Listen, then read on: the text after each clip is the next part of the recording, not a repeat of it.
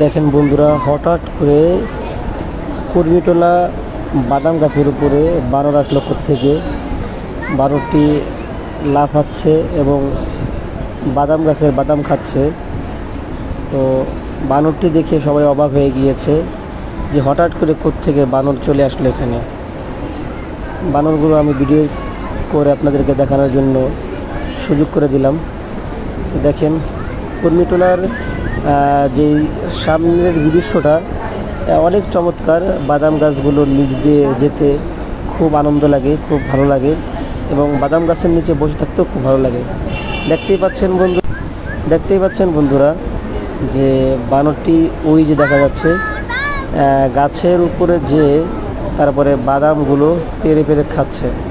তো সবাই ভিডিওটা শেয়ার করবেন, চ্যানেলটা সাবস্ক্রাইব করবেন। আসসালামু আলাইকুম ওয়া রাহমাতুল্লাহ।